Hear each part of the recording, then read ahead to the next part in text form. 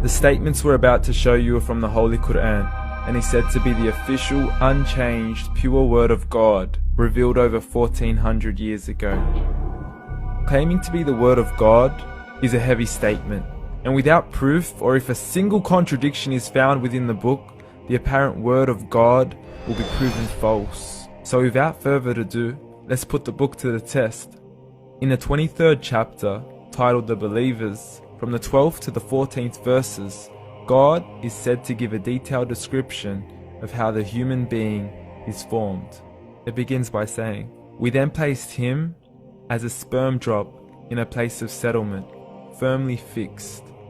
Then we made the drop into a alaqa." We will translate this word very soon. "And then we changed the alaqa into a lump. Then we made out of that lump into bones. And then we clothed the bones with flesh. Then we caused him to grow and come into being and attain the definitive human form." In the 21st century, we can now safely say that this verse is clearly describing the process of human development in correct chronological order. However, what we should be paying attention to in particular is the second stage, referring to the development of the embryo. The specific word used to describe the embryo in this verse is the word alaqa. The word alaqa, when translated into English, can mean three separate things. Firstly, a blood clot, or to be suspended, that is to be hanging or clinging to something, or thirdly and finally, a leech. Now, all three definitions don't come anywhere near what we perceive to be the human embryo. So, why are these words used, and what significance do they share with the human embryo? Can the embryo be described as a blood clot? Well, what do you think?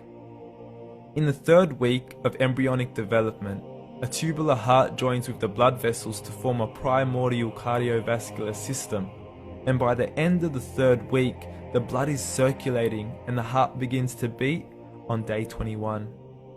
The first thing that comes to mind in regards to being suspended or hanging is the umbilical cord. But we can't use that example because we are simply referring to step 2, before the baby has even formed. But we now know today that the umbilical cord is formed from the connecting stalk. And the connecting stalk is formed as soon as the embryo is formed.